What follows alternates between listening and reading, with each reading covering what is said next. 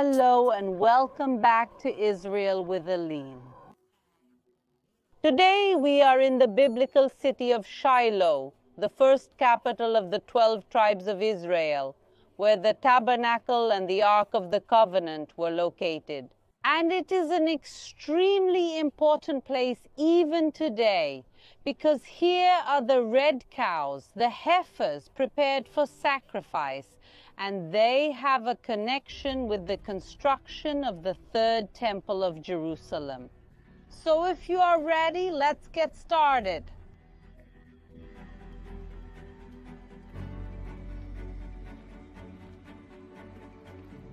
The history of this place begins over 3,000 years ago when the people of Israel were divided into 12 tribes.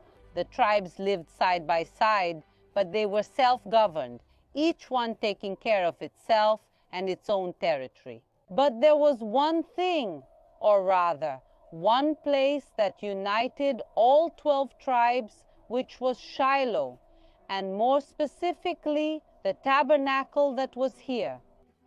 This is the first capital of the people of Israel, and that's why we are now going to enter together and learn about the history of the 12 tribes, as it really was 3,000 years ago.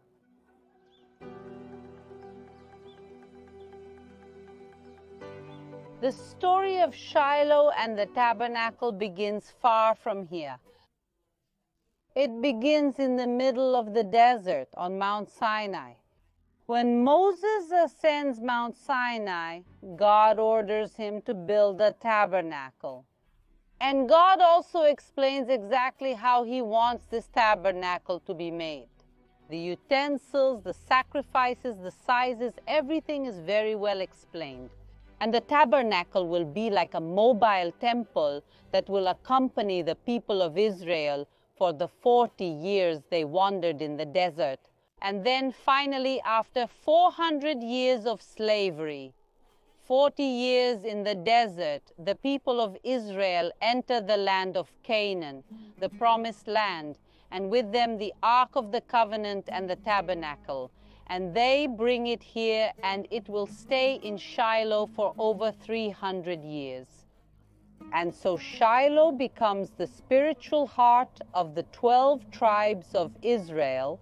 It will function as a kind of capital, the first capital of the people of Israel. And 3 times a year the tribes went up to it. In Passover, Sukkot, and Shavuot, the Jewish Passover, Tabernacles, and Pentecost, the people went up to come to the tabernacle to make sacrifices and offerings to God.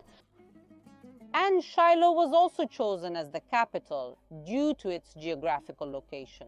See where we are in relation to the 12 tribes of Israel. We are in the middle of Judea and Samaria, what is known today as the West Bank.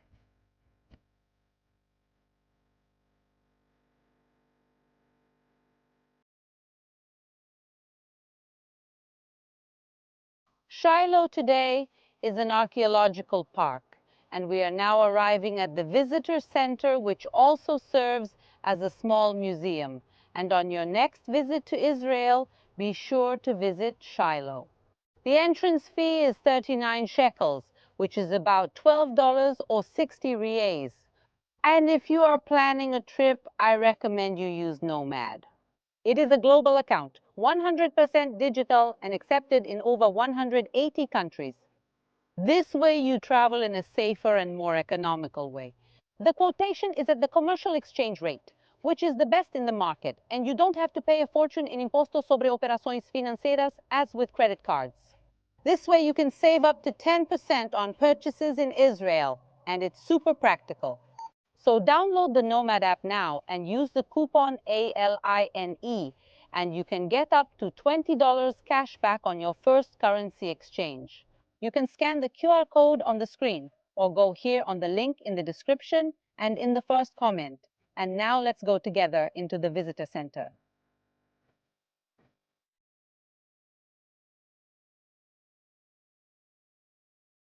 And here at the visitor center, there is a mini cinema where we can watch a movie with the complete story of Shiloh. It lasts about 10 minutes, and it's really worth trying and seeing all of this.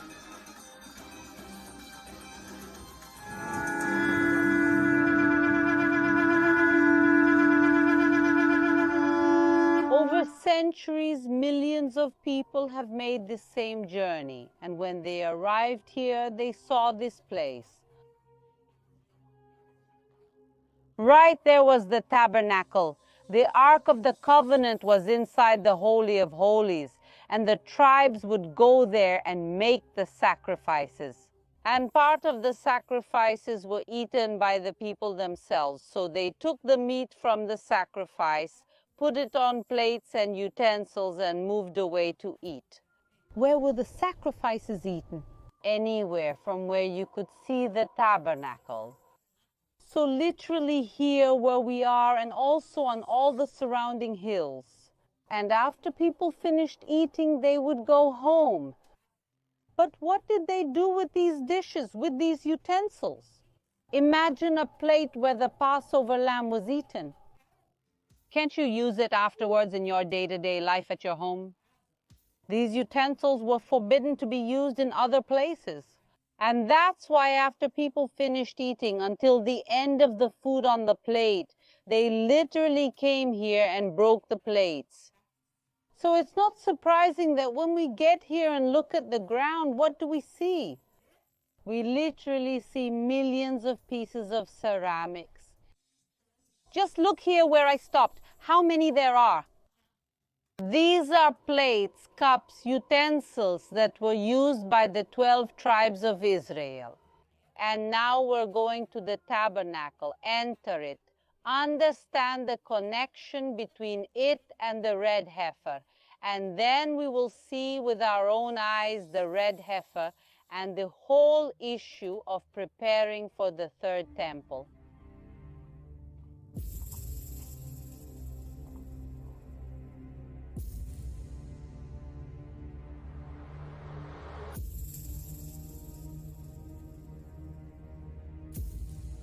All these stones, they mark the boundary of the tabernacle. That is the moment we are now stepping on them. We are now in the tabernacle complex. Come with me. When we enter here, the first thing that catches my attention is really the amount of ceramics that are here. Even though many archaeological excavations have already been done, there is still a gigantic amount of ceramics and things to be discovered here. So we are now in the courtyard of the tabernacle. Here somewhere was the altar where the sacrifices were made. And the Holy of Holies was right here. So here was the main part. And behind the veil, behind the curtain, was the Ark of the Covenant. We arrived 3,000 years late because the tabernacle was destroyed by the Philistines. But if we had arrived at that time here, in this place was the Ark of the Covenant. The tablets of the law, Aaron's staff, and the manna were just a few meters from where we are. But what does all this have to do with a red cow? When God gives Moses the instructions about the tabernacle, he also gives precise instructions in the book of Leviticus, how the purification of the tabernacle, the priests, and the people of Israel should be done. It's all very well explained, and the most important purification, it should be done using a red cow, as we can read in this verse.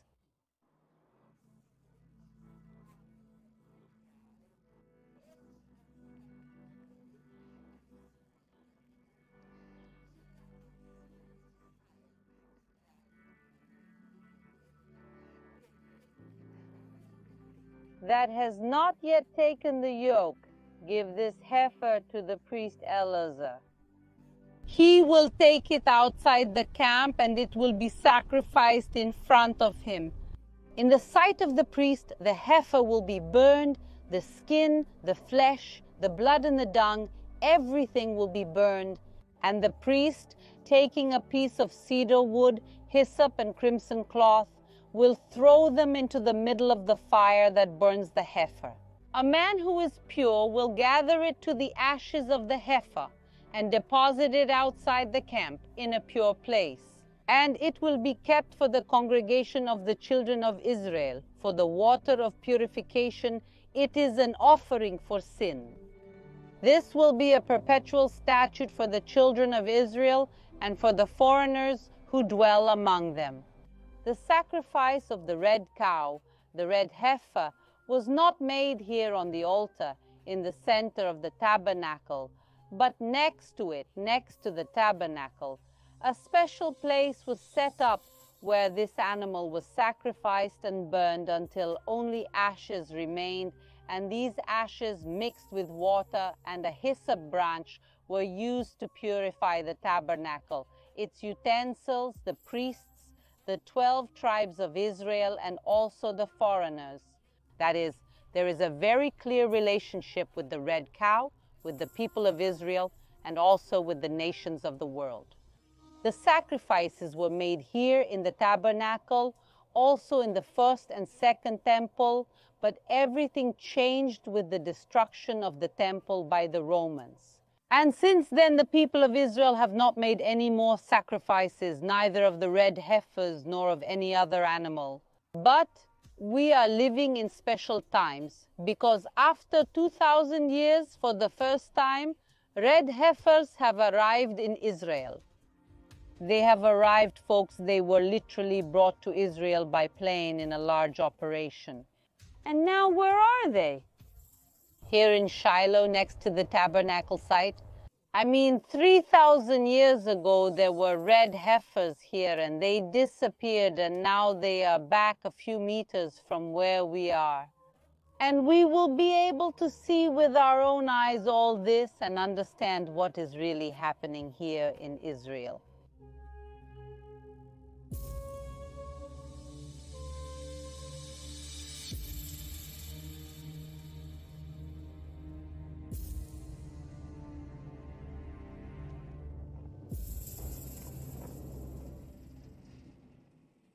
Wow!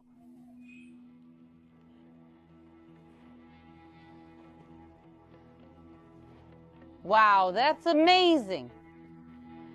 We just arrived. We have finally seen the red heifers, and Mariah came especially here today to show us the red heifers. So tell us who you are first thing.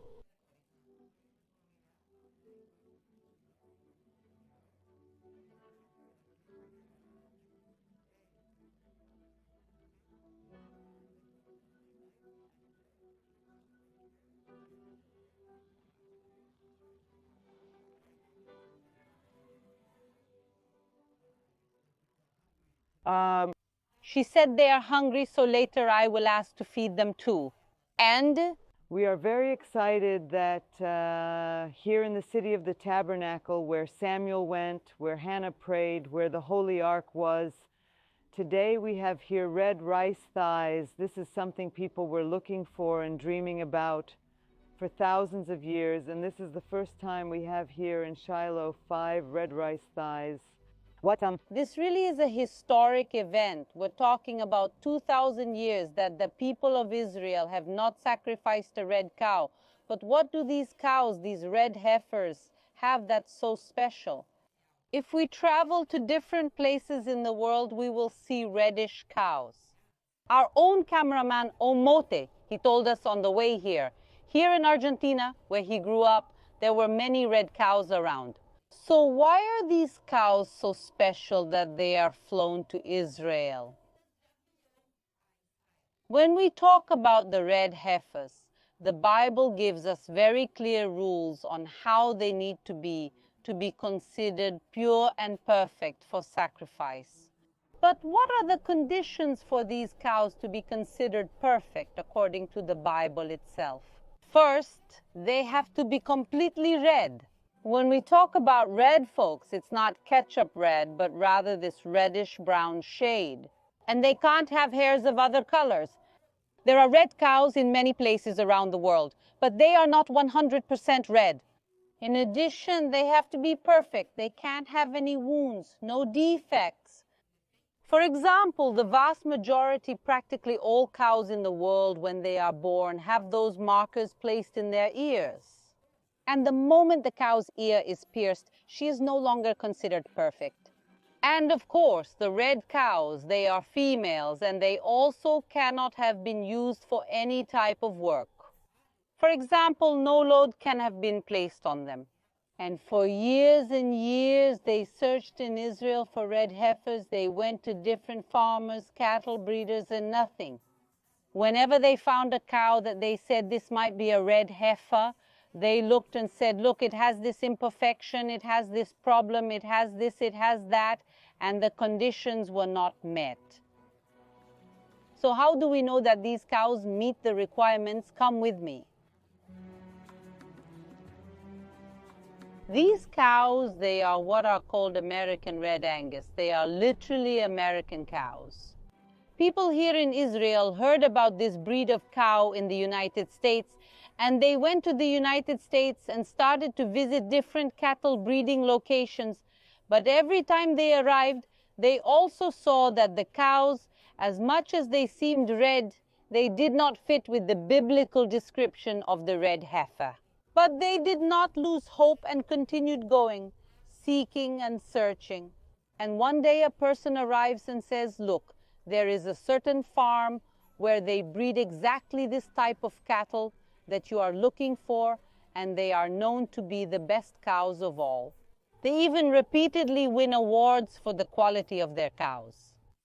And these people go to this farm, and when they arrive, they talk to the farm owner and say, look, it may seem a bit strange what we are going to tell you. We came especially from Jerusalem because we are looking for the red heifers to take them to Israel. And the farmer says the following, it doesn't sound strange, I'm a Christian. And 30 years ago when I started this farm, I specifically chose this breed because one day I thought that maybe they could help with the third temple of Jerusalem. And everyone started to get emotional. But they said, okay, the most important thing is missing. We need to see if these heifers, these cows, really fit what we need, at least one of them. They start there, and they find not one, but 3 red heifers with all red hair. Perfect. But there's a problem with the ear tags. But the boy says, look, what happened is that we are at the end of the Corona period, and the employee who is in charge of coming here to the farm and piercing the ears and putting the tags, he didn't come, and all the new heifers didn't have their ears pierced.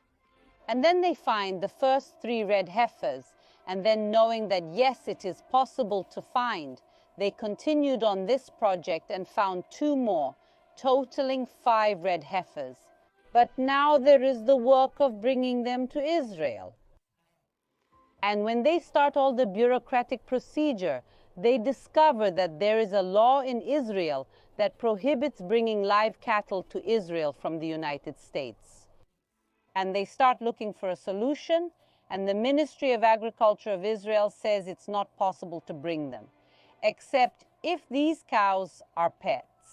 Well, bringing cattle to Israel is forbidden, but it is allowed to import pets. So the 5 cows were adopted as pets. All the paperwork was organized. Then they created special compartments with signage that the cows were pets. They organized all the paperwork and put the cows in the cargo compartment of a plane that was coming from the United States to Israel. The cows flew, and despite all the fear that something would happen during this trip, the cows arrived perfectly intact. They arrived in Israel, went through a mandatory quarantine period, and after a while they were brought here to Shiloh. Well, Mariah said that the cows are already getting angry from so much hunger, so I'm going to get now and have the privilege of being able to feed them. And also, I think it's an experience I've never had in this life.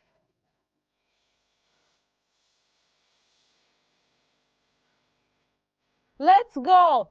It's not every day that you can feed such special cows.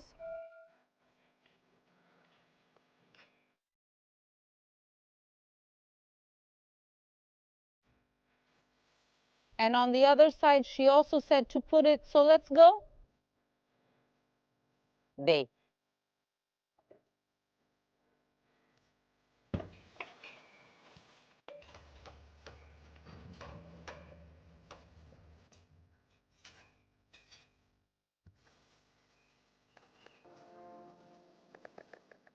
They are here excited because they also have to give their food. And they told me that they love this food. So let's also give it to them here.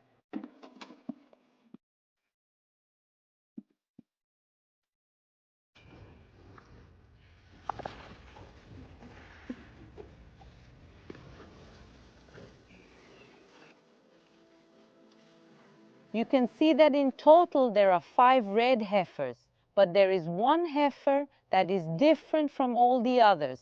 The heifer that is right there at that end. They call her Nekama, which means consolation. That's the name she got. But why is she different from all the others?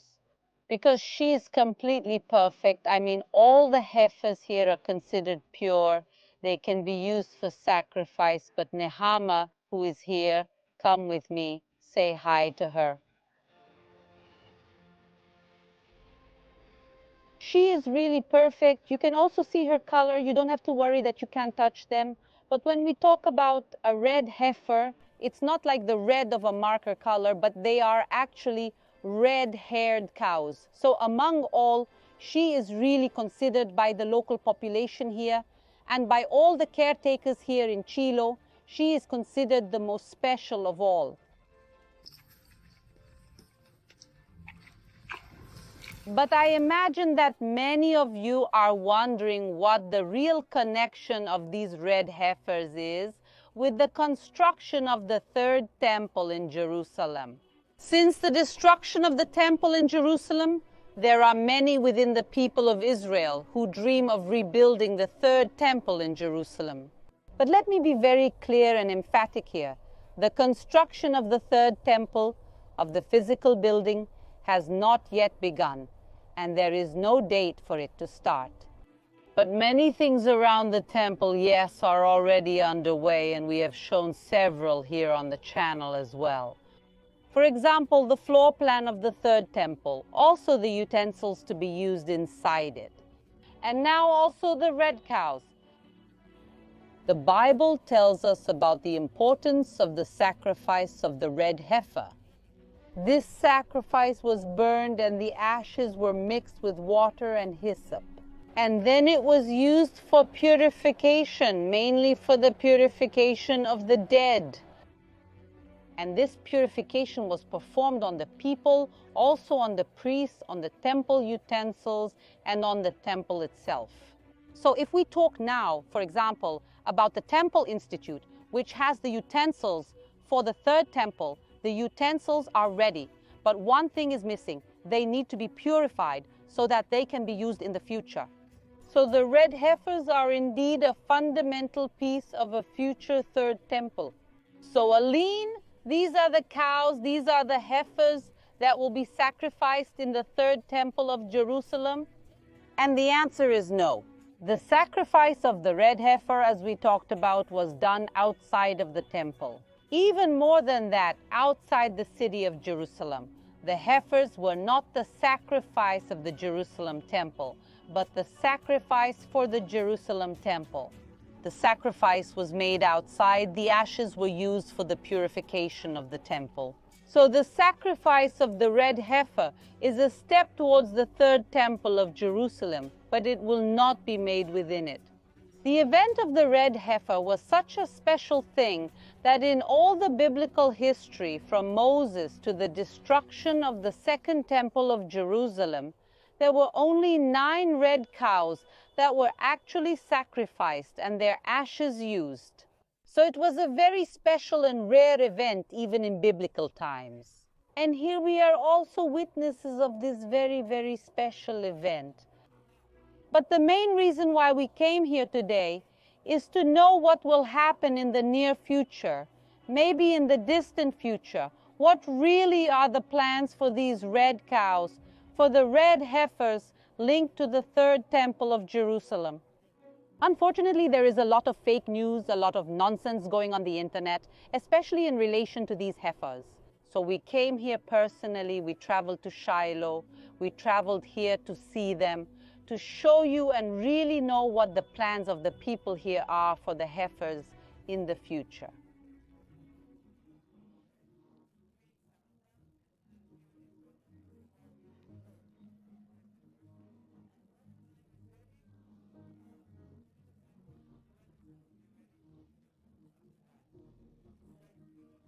"2,000 years to return to the earth." Ancestors, we didn't know when this would happen, but suddenly it happens. And the same thing with the red birds. It happened. We have the red birds here now in Shiloh. When is the right time? God will decide. We want it to be in a peaceful way. We want it to be concluded by the rabbis, by the Israeli community, by the whole world. It will be something concluded and that will bring light and love to the world. Are you hearing the true information here? First, the heifers are indeed in Israel. We have 5 heifers here. Very excited eating at the moment, but the heifers are in Israel. They exist and they are ready for the sacrifice, but there is still no date set for this. Because for this to happen, as Moriah very well says, it is in God's time. There are many things also that will have to be done. Agreements will have to be reached, not only within Israel, but the world, for this to happen or not. So yes, they are going to create a small herd of red heifers here. At the moment, and until further notice, they will stay here in Shiloh. And they are building a visitor center here, so that not only Israel, but the whole world can come here and see them with their own eyes.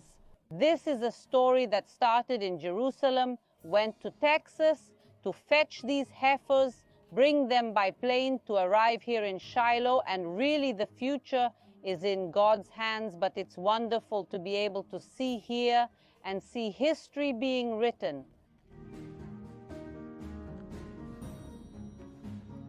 I want to thank you, Moriah, for opening the doors of this place for us, for telling us all this story, and I hope you also enjoyed today.